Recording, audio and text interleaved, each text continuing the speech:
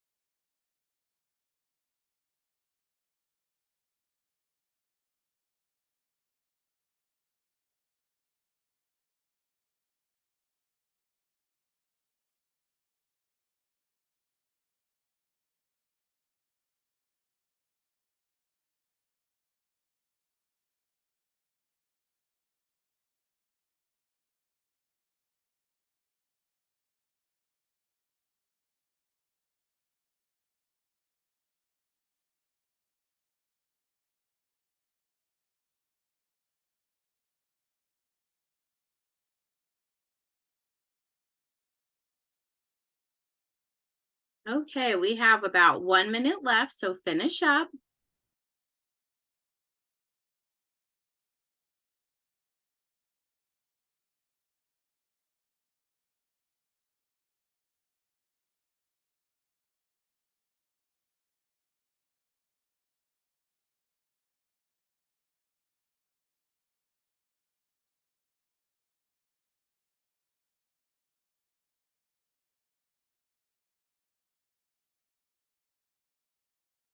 About 30 seconds are left.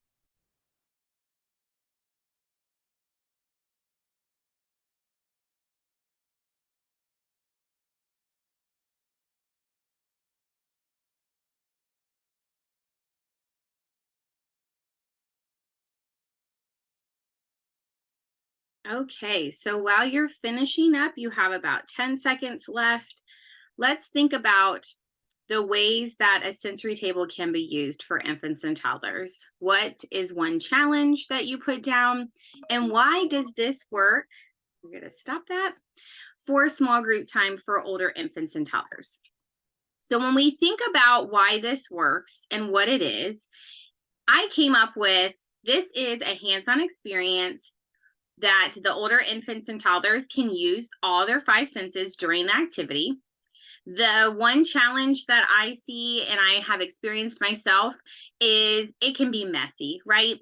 So we need to have materials ready to clean up along with our backup materials. And we also maybe need to have a timer so that the next group of children can have a turn and that they know that they're all going to get a turn because it can be hard to wait, right?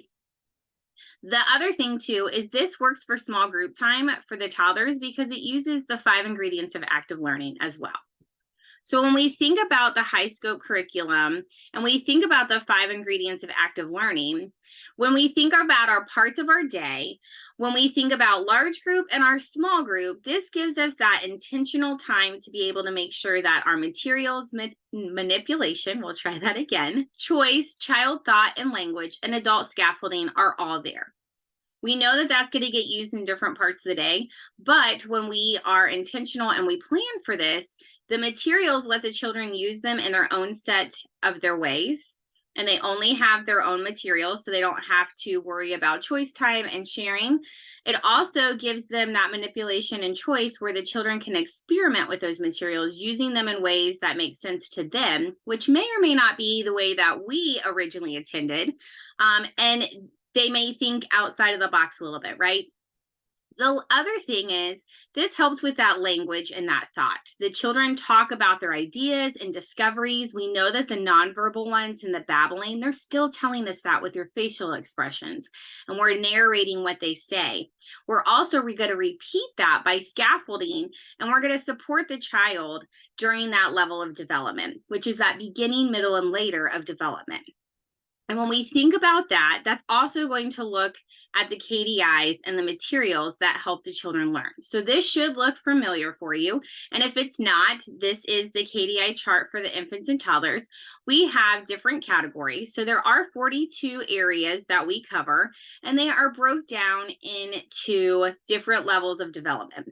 So the KDIs are content areas that focus on each skill of development from a 0 to 5 rating. So that 5 is going to be that preschool, getting ready to go to kindergarten in some areas.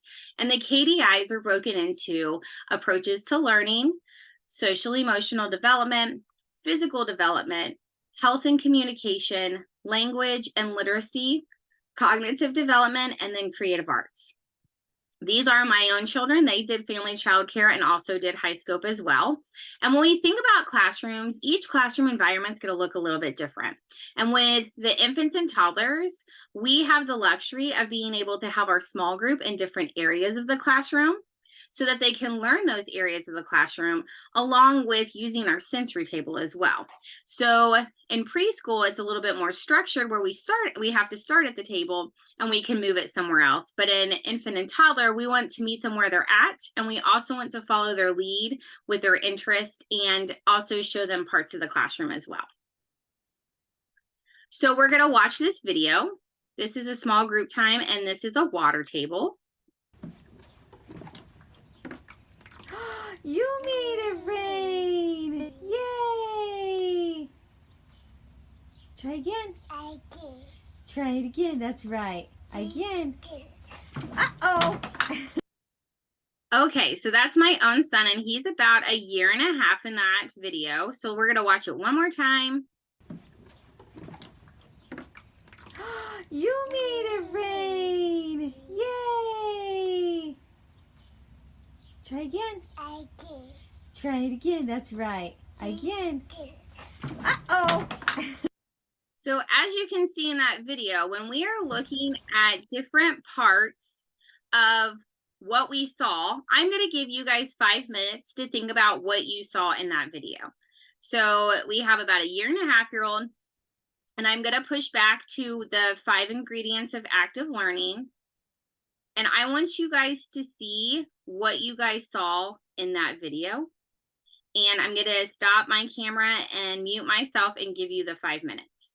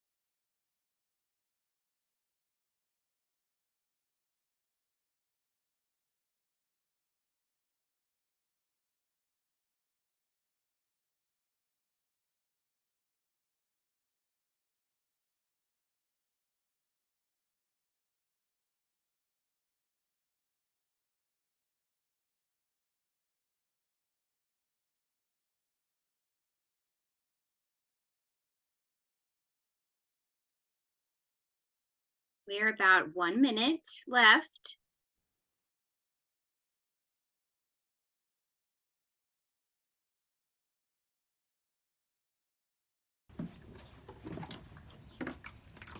You made it rain. Yay.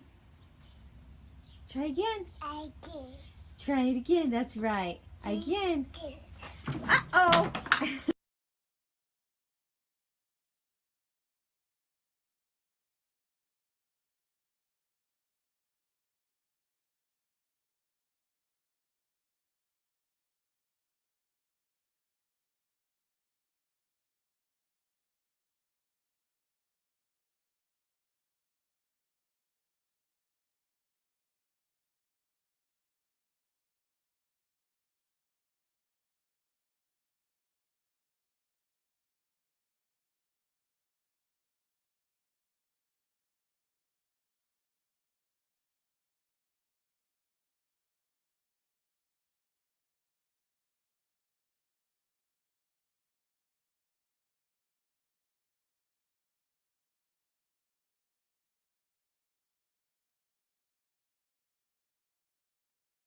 And we have about 30 seconds left. So go ahead and finish up.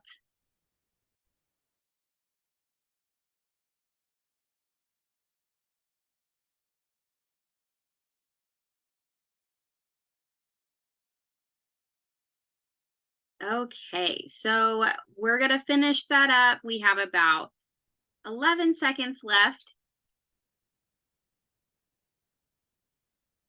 What did you guys see in that video? And this is a picture of my son. Like I said, he and my daughter both have done family childcare. So family childcare is going to look a little bit different when you are in a classroom. Your classroom is in their home. So it is going to look a little bit different, but not much. Just the environment's a little bit different. So when we look about the 5 ingredients of active learning and what we saw, when we think about the materials, manipulation, choice, child thought and language, and adult scaffolding, what did we see?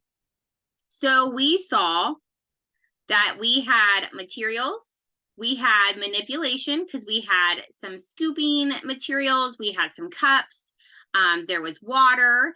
We also had choice of how they wanted to use them. My son was scooping the water, child and thought and language. I was narrating what he was doing. He repeated back, and that was also scaffolding to encourage that language and thought. Also, that it was helping him learn his footing and how to stand and hold his weight on his legs to learn how to stand. In the video, you could see that he fell over. He pulled himself back up after. I did not have that in the video, but he fell down and then he came back up. So he had choice. He also had adult scaffolding to use parts of his body, along with language and thought of repeating and narrating what he was doing. So we're going to watch one more video. This is my daughter and my son.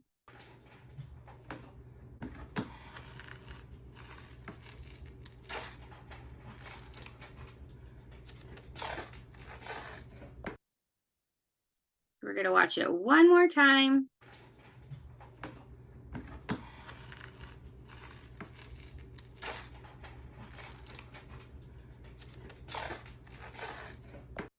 So as you can see, this sensory table is one of the large containers that has a lid.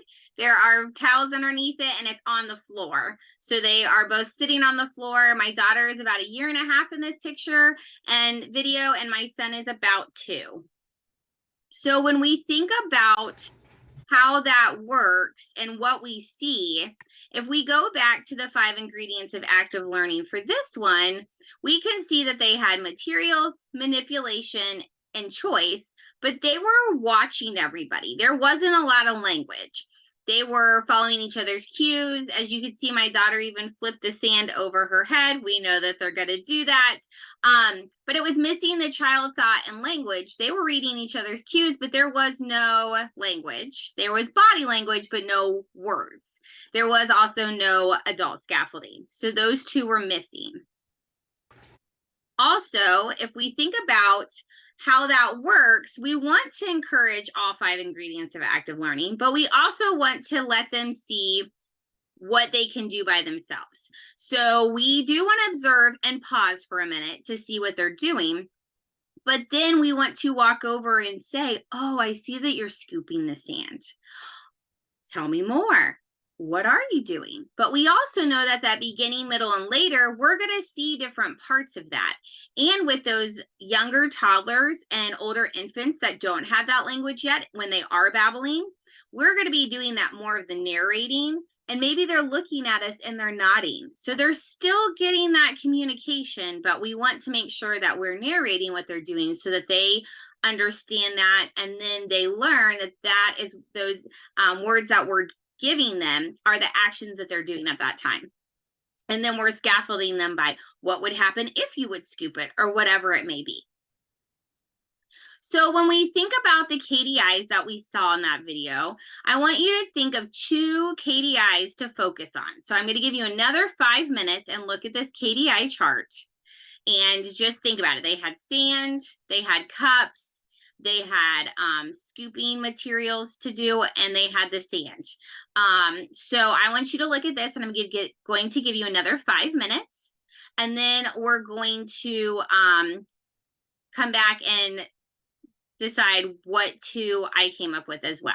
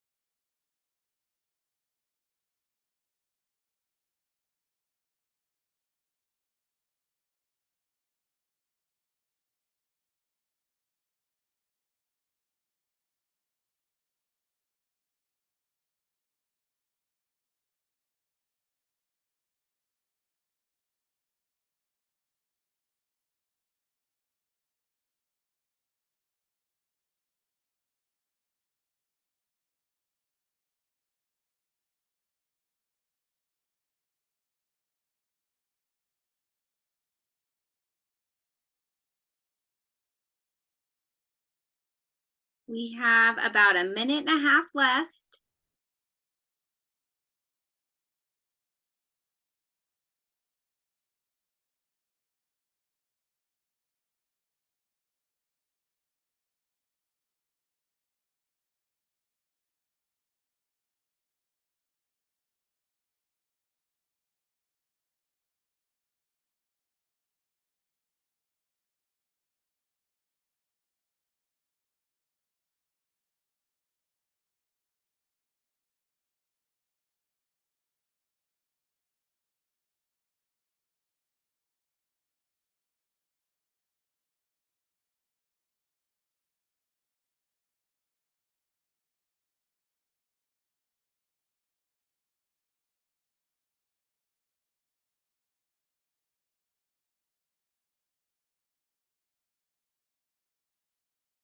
About 30 more seconds left.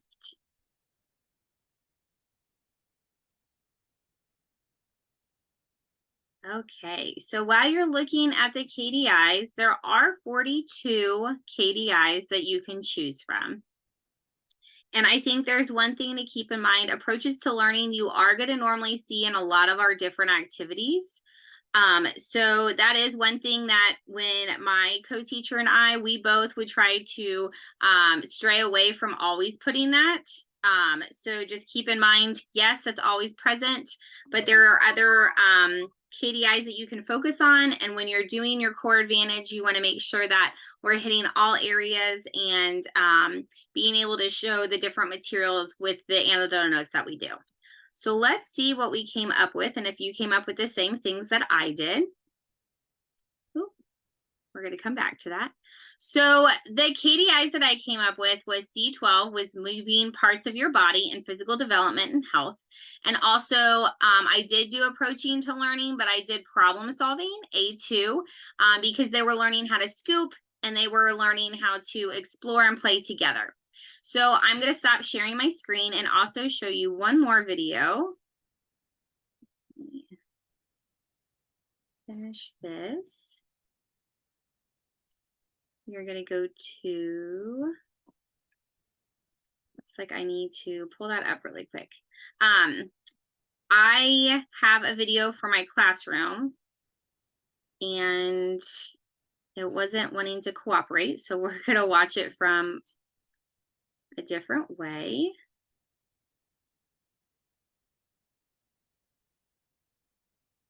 Okay.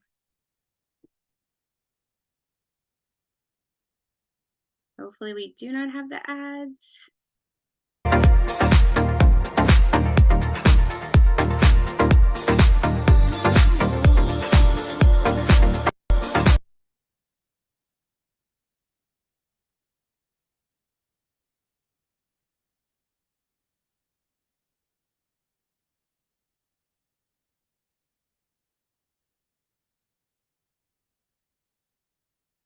Old Spice Rider's long-lasting freshness makes me smell good, so Coach thinks I'm slacking. If you're working hard, how do you smell so? Oh, I thought I had you guys are really interested in this, the table with nothing in it, so we put water in it. You like the sink. What will happen if we put soap in it? Uh-oh. Let's put it in there. What do you think is gonna happen? You wanna try? If he get you don't like that, you want a paper towel? Okay, would you like me to get you a paper towel or would you like to get it? Uh-oh. Uh-oh. Uh-oh. I better. What will happen, Keelan? Oh, you're gonna taste it? What will happen? You wanna try? What's gonna happen if we put soap in here? What's gonna happen? What's gonna happen to this water? Can I try? You wanna try? What do you think is gonna happen? You've got a cup. Should I put some in the cup? Do you want some in the cup? Or do you want some on a brush? We have brushes and we have cups and we have soap. Oh, how'd that water taste? What's gonna happen? You wanna try? You want some in there? What's in there? How's that feel? Look at that! You have bubbles on your hands. Look, I'm gonna use a paintbrush. I'm gonna see how many bubbles I can make. You got bubbles in there. What can you do with your cup now? Do you want them in there? Oh, they dump out? They went in the water. What happened now? Oh, look, we got more. You got more bubbles. Would you like a brush? What will happen? I'm gonna squish in the water. I'm gonna see what happens. I'm gonna see if I can make big bubbles. Can you make big bubbles? Oh, Keelan made more bubbles. You scooped the bubbles? You scooped the bubbles? Yeah, and you popped the bubbles. Pop, pop, pop. Bubbles, bubbles. You're moving the water back and forth. Oh, you found a paintbrush. Oh, you splashed. Let's be careful though, okay? Let's splash in here. Oh, okay. But we don't want to get all, oh, that hurt, right? Okay, so let's splash these. Let's take our paintbrush, and you can splash your paintbrush in there instead of splashing each other, okay? Oh, so let's see what happens. What happens if we squish the paintbrush around? You had water, then you added soap. So now we got soapy water. You had bubbles in your squirt bottle. Now you have bubbles in here, Keelan. Yeah, there's some bubbles, lots of bubbles. Lots of bubbles. Yeah. You looking around? You got a paintbrush. What are you going to do with it? No, you squished yours. You squished it back and forth. You swirled yours back and forth. What would happen if we added more soap? Would you like more soap? You want to squish it? You know, remember how to squish it? Try. I'll hold this part for you. You want to try? Squish. Squish. Squish. You hold it and we'll squish more out. 1, 2, 3, 4, 5, 6, 7, 8, 9, 10 squirts of soap. Do we need more? Oh, Keelan's still squeezing it. Let's squeeze more. You need more soap? 1, 2, 3, 4, 5, 6, 7, 8, 9, 10 more squirts of soap. You need more, Keelan? Okay. Let's see what happens with that. Oh, look at that. It looks different now. I squished mine with the, oh, you want my brush? I'm going to see if I can scoop the bubbles up. I have bubbles in here now. No way. No way. You want to see, Kaden? What are we doing? I'm going to squish it. Yeah, we got more bubbles. Kaden, there's a spot over here. Yeah, you both have a cup now. That's right, your bubbles. You have bubbles. Kaden just wants to feel the bubbles. Well, we all can play with the bubbles. I know that's right. 24-hour moisturizing. So as you can see, we know that each set, We're ready for.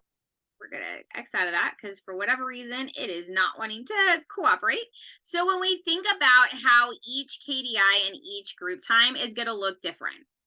So when we think about the first video compared to this last video, there was more language. There was more modeling of how to explore the materials. There was more following the lead of the child of counting and all of that. So when I did the videos with my children, that was actually during quarantine. And I wanted to see what they would do with it. And I also was giving them language while I was recording. With that particular video, you saw me actually talking to the children and why we started our group time with materials. We started group time with materials because they had been playing in the sink and they were telling us, hey, I need more things to do. And I'm showing you that I need some things to explore. So when we look at those could still go with this. But they also had, it could have been language and literacy for repeating and telling me what they were doing. They were also a little bit older. When we think about how that works with lesson plans and we think about how our backup materials were, I had everything where I needed it. So there was a mat underneath that actual sensory table. It was raised. It was at the children's height. That was good for them in that classroom. We also had the soap ready so that I could squeeze it in. The backup materials that I had were actually floating blocks. So if they weren't interested in the cups and the paintbrushes that day, we could have had the floating blocks and they could have built with them with the soap and water and explored it that way. So for lesson plans, when we're thinking about those materials, what is needed for a small group? We want to plan and have everything ready so that the children can have their own materials and we make sure that they have enough room to do that.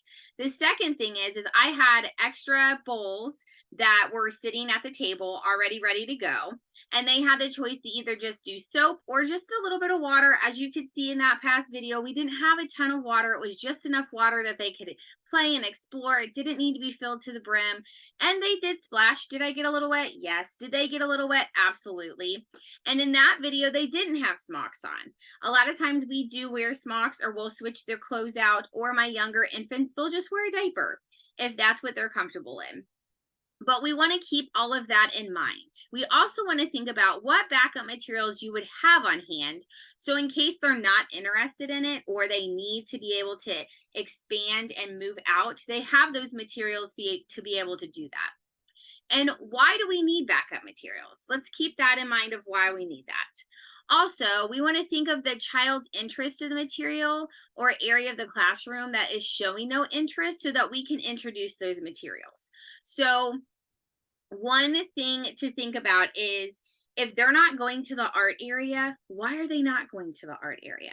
Are they not going to the house area? What can we do to introduce it and the materials at a small group time to enhance that area of the classroom during choice time and free play? Okay.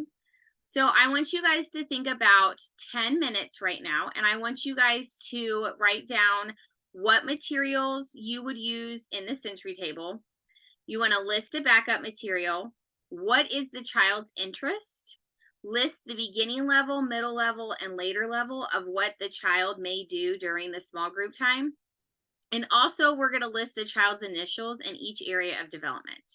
And then we're going to list that one challenge. I know one thing I forgot to say when we went over that. Why do we have backup materials? We have backup materials so in case the interest changes or they're not interested in it, we can still get that small group going and they can explore it in a different way. We also know that sometimes we have big plans and we think it's going to work and they come to small group time and it's like, wah, wah, that totally was not an interest on that day. And that's okay to bring back out during choice time later in the day to try to do it again. Maybe switch up those materials if they are playing with a different material to put in that sensory table at that time or whatever it may be. So just keep that in mind. Also, one thing my co-teacher and I did was if they weren't going to the house area, we would take those large bowls that we had and put them in the house area with as a sensory table. So maybe we put cotton balls in it and they could stir the cotton balls and the pom-poms with the whisk and the large pom-poms, like the ones that are like this big. So we want it to be age appropriate, right? If they're not exploring the paintbrushes, maybe we need to introduce paintbrushes into the sensory table and then put them in our art area, in which we would have different sizes. And we could also put that in our sensory baskets as well too. Okay, so keep that in mind. Let's go to your 10-minute breakout session, and you guys are going to answer these questions, and then we're going to come back and look at some samples and see what you guys came up with so that you can look at mine, and then we will go from there. So I'm going to set my timer, and I will see you guys back in 10 minutes.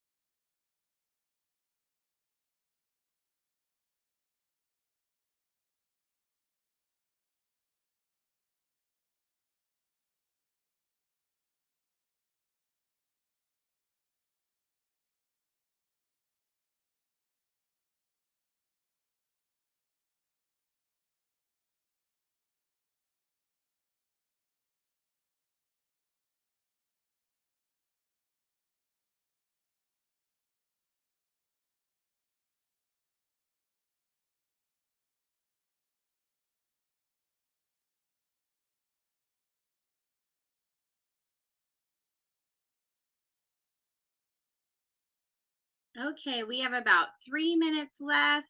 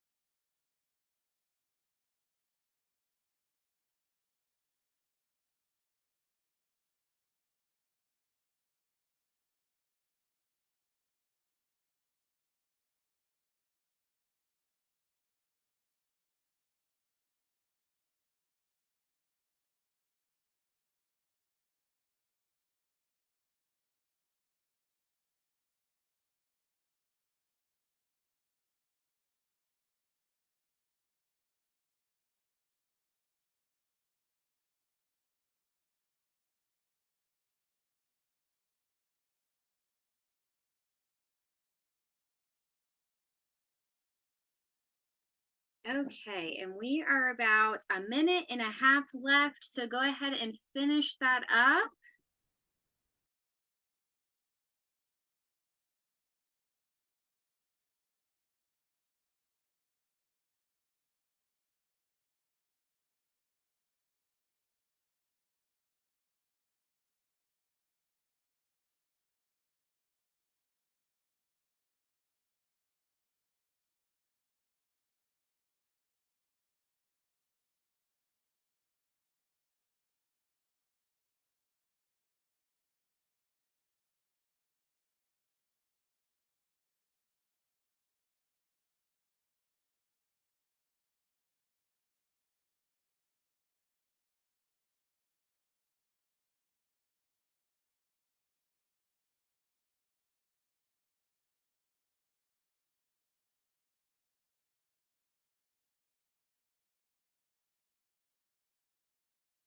Okay, we're about 30 seconds left. So let's go ahead and think about that. I'm going to go ahead and start walking through what we went over while this is going on. And when the timer goes on, we'll go by the examples and look at those as well.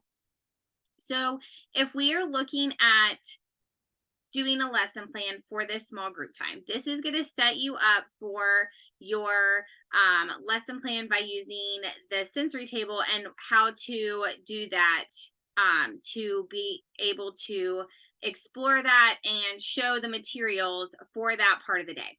So when we think about, and there we are at 10 minutes. What materials would you use for the sensory table? List those backup materials.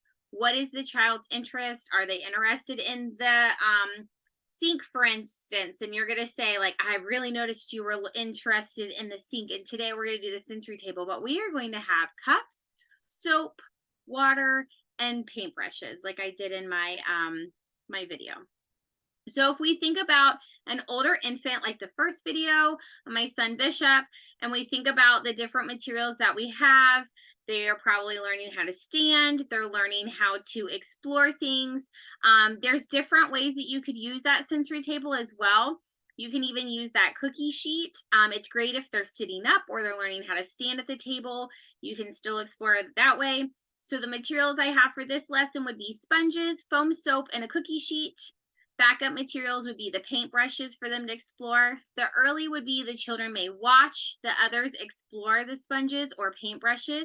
In the video you saw, the one child came over and was watching everybody, and then he stuck his hands in, but he was actually, which you can't see in the video, watching for quite a while before he felt comfortable to come over to that actual sensory table. The middle is the children may squeeze the sponge to make them. The later, the children may babble while squeezing the sponge and making more bubbles, and you could repeat that back. One challenge would be cleanup when the children are done. So making sure that you have maybe the shower curtain underneath it, or a rug, or some towels that you can clean up so that it's there and we're not scrambling to find the materials to clean up. So a sample for the toddler would be sponges and foam soap. The backup materials would be paintbrushes. The early, the children may feel the sponges or paintbrushes or just observe. The middle, the children may squeeze the sponge or make marks in the soap like you saw in the third video. And the later, the children may say how they are making bubbles. As you could tell in the last video that I showed, Keelan said, "Oh, I stirred," and I repeated back, "You stirred, you squeezed it, you made more bubbles." One challenge is that all the children waiting and they want to play in the sensory table at the same time. I maybe have a extra bowls out or containers that they can play with at the table by themselves, so they have their own. Or if we don't have that option that day, maybe there's only 2 people in the classroom, have a timer so that they can rotate it and they know that they could come back during choice time. So some materials you can have in a sensory table. As you can see, there's different pictures in here. Please know your policies and procedures and your state licensing and guidelines, but you also want to make sure that it is age appropriate. So I have large cotton balls, large pom-poms. That's always fun to put the large pom-poms in the cotton balls in the whisk. They can pull them out. They can feel the difference of the weight in that whisk to be able to stir and play with and then pull them out. That's great for fine motor.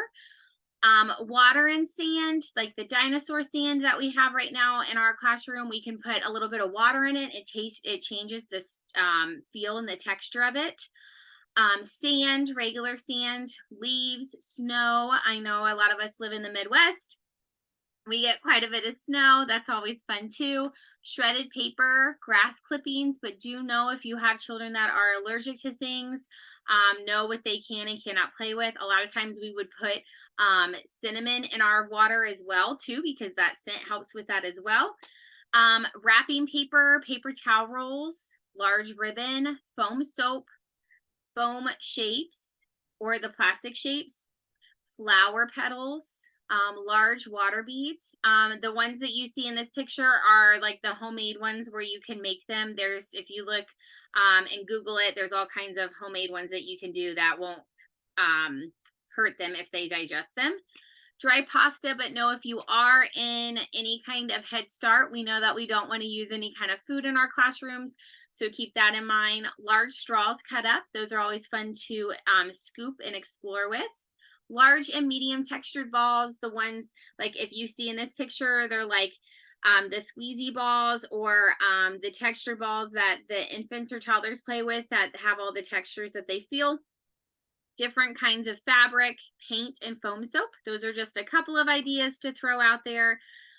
Also, if you think about the different styles of sensory tables you've seen, as you can see in this top picture, my son has a small container and he is playing with the biodegradable homemade water beads. And he has his own. A lot of times I'd put those on the classroom table. As you can see right here in this back page, we had the sand table that was we could put on the floor. We also have these 2 water tables that are set up different. One has soap and one has water. It could be a regular container or it can be a sensory table like this. It could be large bowls. It could be cookie sheets. It could even be the little tins of like cupcake tins where they can explore and play with the water and the different materials in those as well. So some other loose materials to think about: sand, water, foam soap, water to soap, shredded paper, flour. It's really fun to do the flour and water to make dough. They can make their own Play-Doh. And a lot of times it gets messy, but it is fun. Fill dirt with water. That does change the texture. It's also great if you are starting a garden. They can learn how to explore the dirt and then help you plant the flowers. Large water beads, large pom-poms, large dry pasta, water, and hard baby dolls. That's a great one for them to be able to wash their toys or cars. Soap in cars. A lot of times we do sponges with cars, and we can make it in car wash. Soap, water, and animals. We do the same thing. Water and large pom-poms. I know I had said something about the whisk. That's great. Ice cubes. We also had fun doing the wooden hammers to be able to see how that works with it melting and moving. Crushed cereal. A lot of times we'll put the large Hot Wheel cars with the big tires and the monster trucks so that they can explore with that, and then they can empty and fill that as well. Also, if you look in this picture, this shows the tin where it has the water and then it has the ducks. So she's got a little bit of water. This is my daughter. She's doing belly time and she's exploring it. She's an older infant. She's also being able to explore it and feel it. And then in this picture, it shows my son. Remember, we are getting in the warmer months, so take that water table outside. Let them do the water play in their water clothes. Not all children like the sprinkler. This is a great way for them to explore the materials. And if they get wet, that's okay too. But they get to explore it and play with water in a different way as well. So if we think about this too, these are two different pictures. Like I said, my children did high scope and a family child care. So as you can see in this picture, my son is about 2.5, 3 years old in this picture. He's got a big bucket of water and he has some ducks and he has some funnels and like the little syringes to pull up and squeeze out. He also is playing with wet chalk. So he's exploring the chalkboard above this and how the chalk looks and feels when it's wet. So that's a great option too. And this one, and they are doing water play. And then this one, my daughter is doing soap and water, and she has a turtle, and then she also has a large paintbrush, and she can take that over. You can't see it in the picture, but they have concrete on the other side, and she can draw on the concrete with her paintbrush to make marks on the concrete as well. And they also would let them paint on the fence, but just know your policies and procedures. They were allowed to do the soap and water on the plastic fence as well. So I want you to think about how you're going to implement the sensory table more into your lesson plan. So we went over a lot in this short amount of time that you've been with me. So when you think about when you want to start this and adding your sensory table to your weekly lesson plan. So think about some of the things that you've seen and some of the things that you have been doing and how you can encourage more of that during that science time or the language. Maybe they are learning how to pull up. Thinking about those different stages and how you guys can use those materials to add to that sensory table. So just keep in mind, we want it to be age appropriate and follow your state guidelines and your policies and procedures. But it's interesting when we think about it in a different way and we're more intentional of what other ideas we come up with our team. My team and I both have come up with different ideas, and sometimes we just feel like we're stuck doing the same thing. We're not trying to be stuck, but we want to make sure that we are doing things in a consistent way, but giving them those exploration times to experience those materials in different ways too. Also, how will the 5 ingredients of active learning be present? We went over that a lot in the beginning.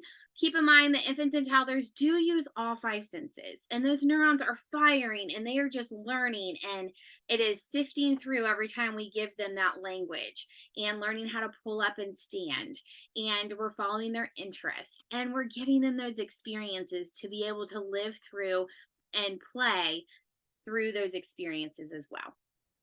So when we think about that, I also want you to write down one last thing. What will your team and you do to add this to your classroom and your lesson plan after this training. So I know we went over a lot of different things. I appreciate your time. I hope you're enjoying your time with the High Scope conference. And I want you to think about the resources that we have that are the High Scope resources. So we have the Kindergarten Early Learning book. You also have that 30-day lesson plan book that I did not put on here.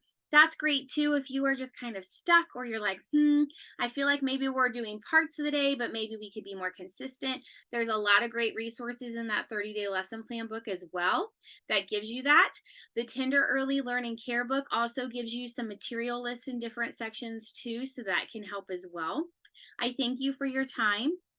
If you do have questions or just want to reach out and say hi, or any ideas that you want to bounce off of me, I am here. I hope to see a lot of you guys in person next time. I'm not going to be at the conference in person, but a lot of times I do see you guys in other trainings that are online trainings, and when I am at other conferences.